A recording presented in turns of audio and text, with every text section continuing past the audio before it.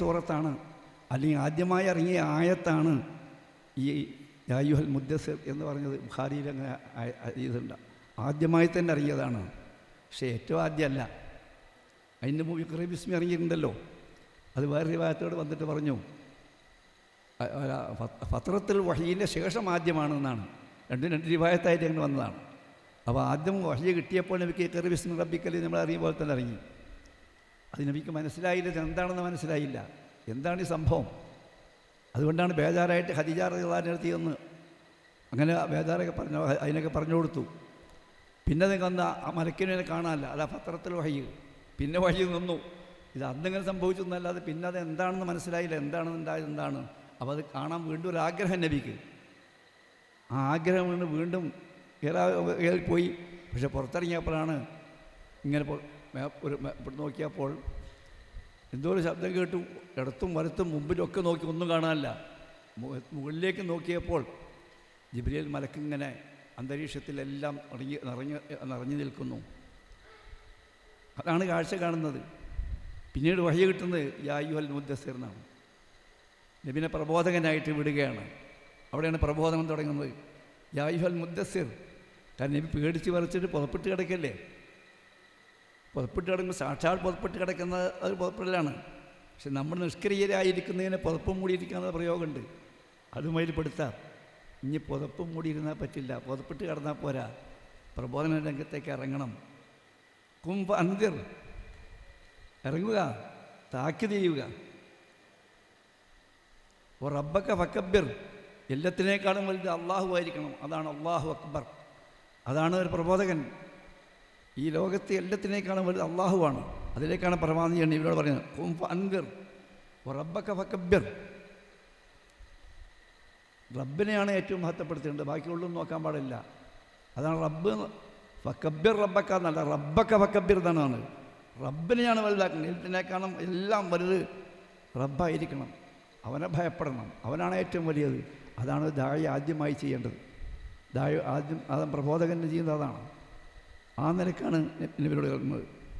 എന്നിട്ട് പറഞ്ഞു വസിയാബക ഫതഹിർ, വസ്ത്രം ശുദ്ധീകരിക്കണം എന്ന് പറഞ്ഞു. വസ്ത്രം ശുദ്ധിയാക്കണം എന്ന് പറഞ്ഞാൽ എടുക്കണ വസ്ത്രമൊക്കെ വൃത്തിയായിരിക്കണം. അത് നേർക്ക് നേരുള്ള അർത്ഥമാണ്. പക്ഷേ വസ്ത്രം എന്ന പ്രയോഗം അറബി ഭാഷയിൽ വേറെയുണ്ട്. മനുഷ്യൻ്റെ മനസ്സിന്, മനുഷ്യൻ്റെ ആത്മാവിന് അത് ശുദ്ധിയാവണം. നമ്മുടെ ജീവിതം ശുദ്ധിയാവണം. അതിന് വസ്ത്രം എന്ന പ്രയോഗമുണ്ട്. ഒരു അറബ് കവികൾ പറഞ്ഞ വൈനിയിൽ ഹംദില്ലാഹി ലിബാസ ലഭിസ്തു. ഞാൻ അള്ളാഹുവിനെ സ്തുതിച്ചുകൊണ്ട് പറയുന്നു, ഞാൻ ലഭിച്ചത് ഒരു തെമ്മാടിയുടെ വസ്ത്രമല്ല. ഞാൻ അതേ പ്രകാരം തന്നെയാണ് ഇതിൽ മർഉ ലം യൽബിസ് ലം യൽബിസ് ലം യദ്നസ് മിനല്ലൗമി അർഖഹു. ഒരു മനുഷ്യൻ്റെ അഭിമാനത്തിന് അഴുക്ക് പറ്റിയിട്ടില്ലെങ്കിൽ അവൻ ഏത് വസ്ത്രം ധരിക്കാം. അവൻ്റെ വസ്ത്രം വെളുത്തായിരിക്കും, വൃത്തിയായിരിക്കണമെന്നില്ല. അപ്പോൾ കുല്ലു സിയാബിൻ യർതദീഹി ജമീൽ, അവൻ ധരിക്കുന്ന വസ്ത്രമൊക്കെ ഭംഗിയുള്ളതാണ്. കാരണം ജീവിതത്തിൽ അവനെപ്പറ്റി കുറ്റം പറയാനില്ല. അവൻ്റെ അഭിമാനത്തിന് ആർക്കും ചോദ്യം ചെയ്യാൻ കഴിയില്ല. അവൻ്റെ ജീവിതത്തെപ്പറ്റി ആക്ഷേപിക്കാനില്ല. അങ്ങനത്തെ ഉണ്ടെങ്കിൽ ഇനി ഓൻ ഏത് കുപ്പായിട്ടാലും ശരി, അതിന് വൃത്തിയുണ്ട്, അതിന് നിറമുണ്ട്. നേരെ മറിച്ച് നല്ല സ്ഥിരിട്ട് വെളുപ്പിച്ച് തേച്ച് നടന്നാലും ജീവിതത്തിൽ അഴുക്കുണ്ടെങ്കിൽ ആ അഴുക്ക് പ്രബോധകന് ഉചിതമായിരിക്കില്ല. അതാണ് വസിയാബക്ക് ഫത്തഹിർ.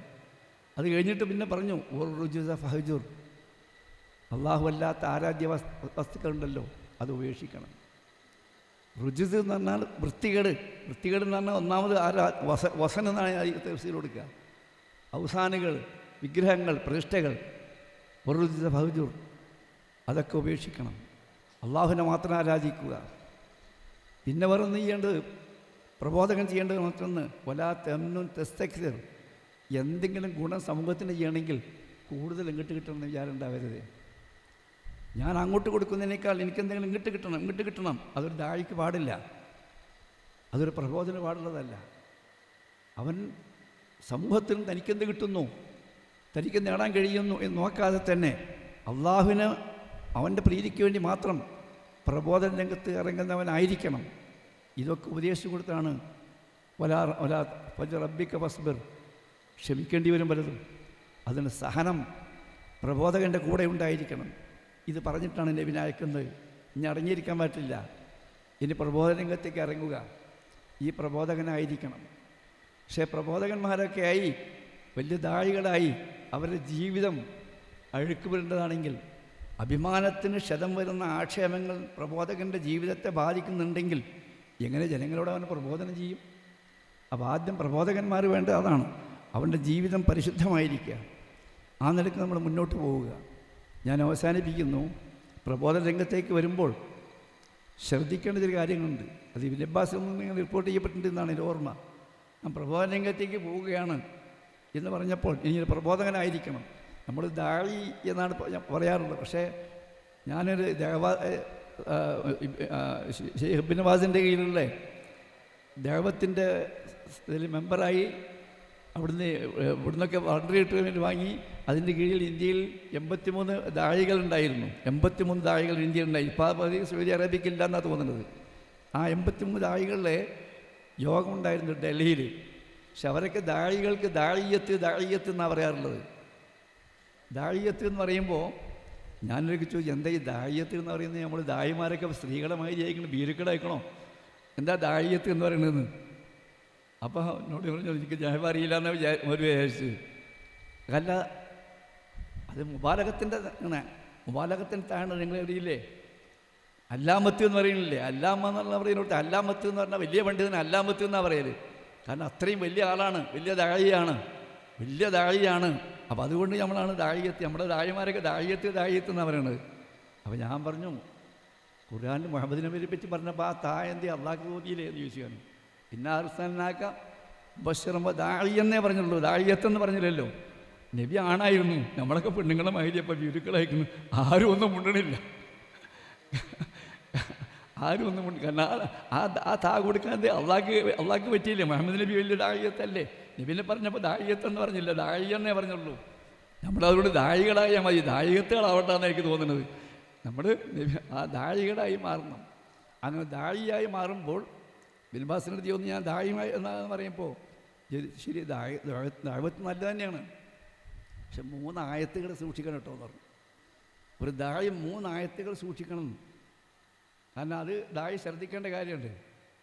അപ്പോൾ അതെന്താണെന്ന് ചോദിച്ചു. ഒന്നാമത്തെ യാ അയ്യുഹല്ലദീന ആമനൂ ലിമ തഖൂലൂന മാ ലാ തഫ്അലൂൻ കബറ മഖ്തൻ ഇൻദല്ലാഹി അൻ തഖൂലൂ മാ ലാ തഫ്അലൂൻ. അതാ ഒന്നാമത്തത്. വിശ്വാസികളെ, നിങ്ങളിങ്ങനെ ചെയ്യാത്തത് പറയണം. പറച്ചിൽ വലിയ ജോറ്, ദീനിൻ്റെ കാര്യങ്ങളും കർമ്മങ്ങളും സൽക്കർമ്മങ്ങളൊക്കെ അതുകൊണ്ട് ജീവിതത്തിലുണ്ടാവില്ല. അത് ദായി സൂക്ഷിക്കേണ്ടതാണ്. ലിമ തഖൂലൂന മാ ലാ തഫ്അലൂൻ കബറ മഖ്തൻ ഇൻദല്ലാഹി അൻ തഖൂലൂ മാ ലാ തഫ്അലൂൻ. നിങ്ങൾ ചെയ്യാത്ത കാര്യം അള്ളാഹ്ക്ക് ഏറ്റവും വെറുപ്പുള്ളതാണ്. അപ്പോൾ ഒരു ദാഴിക്കുണ്ടാകാൻ പാടില്ല. അപ്പോൾ അദ്ദേഹം ഈ ഒരു ആയത്തിങ്ങനെ കേട്ടു. 3 എന്ന് പറഞ്ഞാൽ ഇഞ്ഞെന്താന്നു അപ്പോൾ ഒന്നും കൂടി ഓതി കൊടുത്തു. വേറൊരു ആയത്തുണ്ട്, അതെന്താ? അത്തഅ്മുറൂന ബിൽ ബിർരി വതൻസൗന അൻഫുസക്കും വഅൻതും തത്ലൂനൽ കിതാബ് അഫലാ തഅഖിലൂൻ. അത്തഅ്മുറൂന ബിൽ ബിർരി, ജനങ്ങളോടൊക്കെ നല്ല ചെയ്യണമെന്ന് ഇങ്ങനെ കൽപ്പിക്കുക, നിങ്ങൾ നിങ്ങളുടെ കാര്യം മറക്കുകയും ചെയ്യുക. അപ്പോൾ തൻസൗന അൻഫുസക്കും, അവനാൻ്റെ കാര്യങ്ങൾക്ക് നന്മയൊന്നും വേണ്ട, ആളുകളോട് നല്ലത് ഇങ്ങനെ ഉപദേശിക്കുക. അവിടെ നന്മ ചെയ്യണം, അവിടെ മറ്റേ കാണും, ഇത് കാണിക്കുക, അതൊക്കെ പറഞ്ഞു കൊടുക്കുക. സ്വന്തം ജീവിതത്തിലില്ല. അതാണ് തഅ്മുറൂന ബിൽ ബിർരി വതൻസൗന അൻഫുസക്കും, അവനാൻ്റെ കാര്യം മറക്കുകയും ചെയ്യുന്നു. വന്തും തത്ലൂനൽ കിതാബ് അഫലാ തഅഖിലൂൻ, നിങ്ങൾ അള്ളാൻ്റെ കിതാബ് ഓതുന്നവരല്ലേ, ഒന്ന് ബുദ്ധി കൊടുത്ത് ആലോചിച്ചുകൂടെ ഏത് പാടുണ്ടോ? ഖുർആൻ ചോദിക്കുകയാണ്. ഈ ആയത്ത് സൂക്ഷിക്കണം കേട്ടോ, വ്യാപാരരംഗത്തെ ആർക്കാണെങ്കിൽ. 2ാമത്തെ ആയത്ത് അതാ പറഞ്ഞത്. അപ്പോൾ അതും കേട്ട് സ്തംഭിച്ചു. ഇനി എന്താ 3ാമത്തെ ഒരായത്തും കൂടി ഉണ്ടെന്ന് പറഞ്ഞല്ലോ. പക്ഷെ ആ ആയത്ത് പല ദായികളും ദേവത്ത് നടത്തുമ്പോൾ ആയത്തിൻ്റെ അവസാനം ഓതും. അതിൻ്റെ ആദ്യം അത്ര ശ്രദ്ധിക്കാറില്ല. എന്താണത്? ഇന്നുരീദു ഇല്ലൽ ഇസ്ലാഹ മസ്തതഅതു വമാ തൗഫീഖ ഇല്ലാ ബില്ലാഹ്. അത് ഓതേണ്ടതല്ല, നമ്മുടെ ജീവിതത്തിൽ മനസ്സിലുണ്ടാവേണ്ടതാണ്. ഇന്നുരീദു ഇല്ലൽ ഇസ്ലാഹ, ഞാനൊക്കെ ഇസ്ലാഹ ഉദ്ദേശിക്കുന്നത്, വേണ്ടാത്തൊന്നും ഉദ്ദേശിക്കുന്നില്ല. എൻ്റെ കഴിവിൻ്റെ പരമാവധി അള്ളാഹുവിൻ്റെ ആൾക്കാണെങ്കിൽ തൗഫീഖ് എന്ന് പ്രസംഗിക്കുമ്പോൾ നമ്മൾ ഓതി കൊടുക്കുകയാണ്. പക്ഷെ അതിൻ്റെ മുകളിലുണ്ട് 2 വാചകം. ഒമാ ഉരീദു അൻ ഉഖാലിഫക്കും ഇലാമാ അൻഹാക്കും അൻഹു. എന്നിട്ടാണ് ഇൻതുരീദു എന്ന് പറയുന്നത്, നുരീദു എന്ന് പറയുന്നത്. ഒമാ ഉരീദു അൻ ഉഖാലിഫക്കും ഇലാമാ അൻഹാക്കും അൻഹു. നിങ്ങളോട് തെറ്റാണെന്ന് പറയുന്ന ഒരു കാര്യം നിങ്ങളിൽ നിന്ന് വ്യത്യസ്തമായി ഞാൻ ചെയ്യൂല കേട്ടോ. അതിപ്പോൾ ഇന്നുരീതിയിൽ ഇസ്ലാം പറയുമ്പോൾ നമ്മൾ അത് പറയില്ല. കാരണം നിങ്ങളോട് ഞാൻ തെറ്റാന്ന് പറയുന്നു, അത് നിങ്ങളിൽ നിന്ന് വ്യത്യസ്തമായി ഞാൻ ചെയ്യുന്നു, അത് ഞാൻ ചെയ്യൂല. ഒമാ ഉരീദു അൻ ഉഖാലിഫക്കും ഇലാമാ അൻഹാക്കും അൻഹു ഇന്നുരീദുൽ ഇസ്ലാം. അവിടെയാണ് ഞാൻ ഇസ്ലാം ഉദ്ദേശിക്കുന്നത്. അതുകൊണ്ട് എൻ്റെ കഴിവനുസരിച്ച് ഞാൻ അത് ചെയ്യും, ഞാൻ നടപ്പിലാക്കും. അതിനേക്ക് അള്ളാഹു തൗഫീഖ് തരണം. ഇത് പക്ഷെ അത് പ്രസംഗം പറയേണ്ടതല്ല, നമ്മുടെ ജീവിതത്തിൽ ഉണ്ടാവേണ്ടതാണ്. നമ്മൾ വ്യത്യാസമായതാണ്. അപ്പോൾ ഈ ദായികൾ ശ്രദ്ധിക്കേണ്ട കാര്യങ്ങളാണ് ഞാൻ എന്നെയും നിങ്ങളെയും ഓർമ്മപ്പെടുത്തുന്നത്. ഞാൻ അവസാനിപ്പിക്കുന്നു. അങ്ങനത്തെ ദായികളായി വളർന്നു വരുവാൻ കാലത്തിനനുസരിച്ച് ഇവിടെ ഇപ്പം എല്ലാം കമ്പ്യൂട്ടറിൻ്റെ സഹായത്തോടു കൂടിയാണല്ലോ. അതിലൊക്കെ വളരെ പിന്നിലാണ്. ഞാൻ ഏറ്റവും ഇത് തുറക്കാനും അടക്കാനും അല്ലാതെ എനിക്ക് വേറെ ഒന്നും അറിയില്ല അതിനെ പറ്റിയിട്ട്. എന്തെങ്കിലും വന്നാൽ എടുക്കാൻ അതല്ലാതെ വേറൊന്നും അതിൻ്റെ പറ്റി ഒരു എൽമുമില്ല. അതുകൊണ്ട് നമുക്ക് എന്തെങ്കിലും വായിച്ച് പഠിച്ചെങ്കിൽ അത് മാത്രമേ ഉള്ളൂ. ഇതല്ലാതെ വേറൊന്നുമില്ല. നമ്മുടെയൊക്കെ കാലം കഴിഞ്ഞിരിക്കുന്നു. ഈ പുതിയ തലമുറയാണ് ഇത് ഏറ്റെടുക്കേണ്ടത്. അപ്പോൾ ഈ കാലത്തിനനുസരിച്ച് ഉയർന്നു വന്ന ഈ പുതിയ തലമുറ ഈ സന്ദേശത്തിൻ്റെ ദൈവത്തിൻ്റെ സന്ദേശം അതർഹിക്കുന്ന വിധത്തിൽ അതിൻ്റെ ആദരവോടുകൂടി ഏറ്റെടുക്കണമെന്ന് അഭ്യർത്ഥിച്ചുകൊണ്ട് നമ്മുടെ പ്രവർത്തനങ്ങളെല്ലാം അല്ലാഹു സാലിഹ് അമലായി സ്വീകരിക്കുമാറാകട്ടെ എന്ന് പ്രാർത്ഥിച്ചുകൊണ്ട് ഞാൻ അവസാനിപ്പിക്കും.